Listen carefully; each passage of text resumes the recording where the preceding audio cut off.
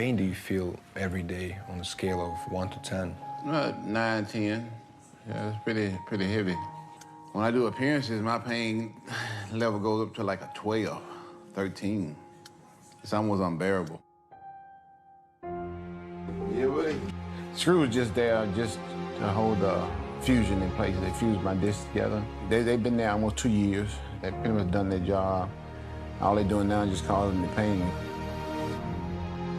I won't lie, I cried the first time. You know, I mean, I never told him that or anything, but, you know, seeing him like, you know, because to me, his strength was supernatural. I mean, it was so above and beyond everybody else's. You know, it was very, very hard to see that, you know, and especially when the hips went, and I mean, he had to use a walker and all that. That was tough for me, you know. And you know, he got down to, I don't know, 215 pounds probably at one point, maybe, you know, 220. And I mean, you know, I've never seen him this small.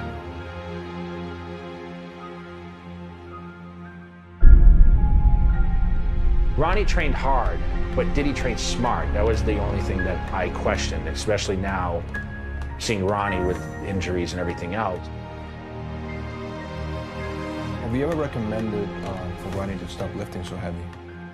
Yeah, I sure did.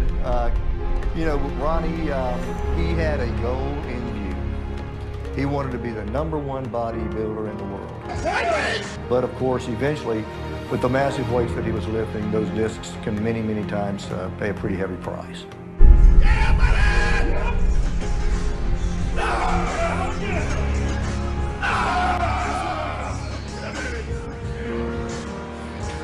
Bodybuilding on the surface is, again, it's a great way to build confidence, but it comes at a price for some.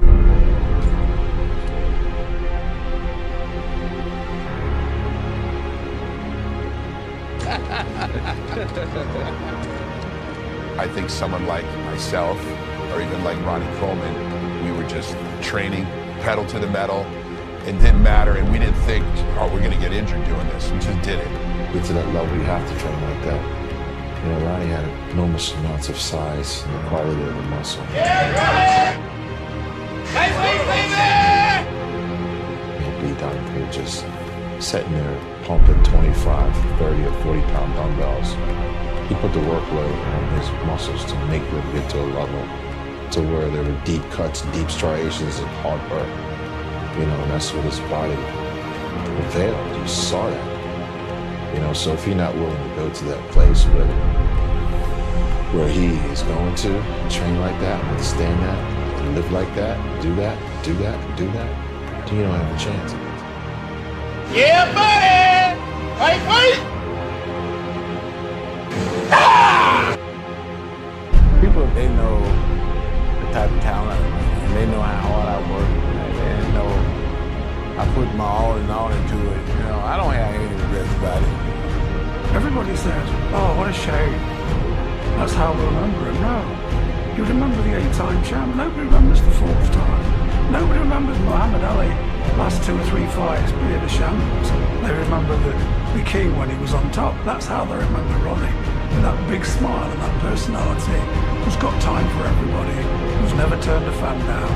I've never seen in a temperamental mood. So he's got a great legacy, as well as being the best bodybuilder of all time. It's one of the most loved, I'm sure.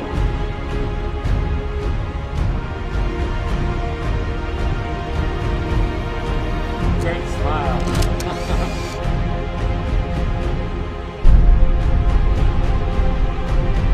He's still working out.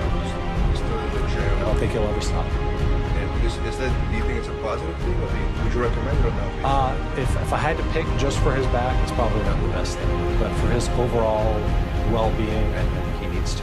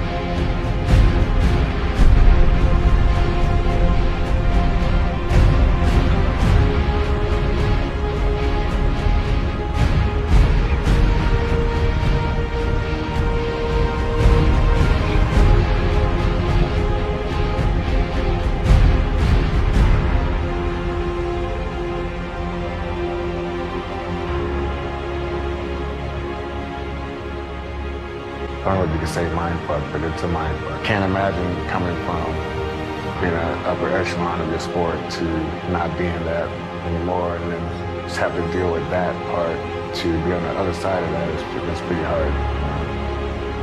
It's hard to advise bodybuilders of that caliber what they should or shouldn't do because they are in control of their careers. But I think Ronnie Coleman did what was best for him. If there was a way for him to compete tomorrow or next week or this year, Ronnie Coleman, I don't think any of us would stop him from doing it.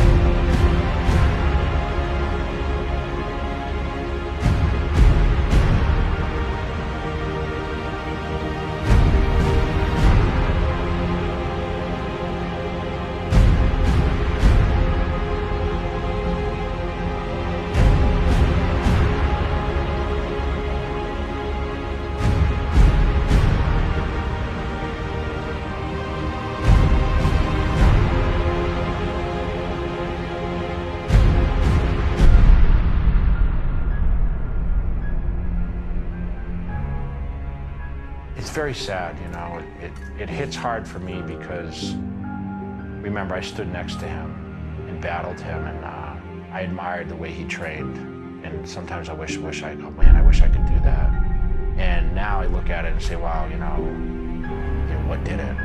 I don't know the answer because Ronnie's not going to cry about anything, make excuses for himself. Well, this is why it happened. He'd rather just say, you know, when people say, hey, you know, you're laid up, you had this many surgeries, what do you think? He goes, well, I'm really disappointed I only squatted 800 twice.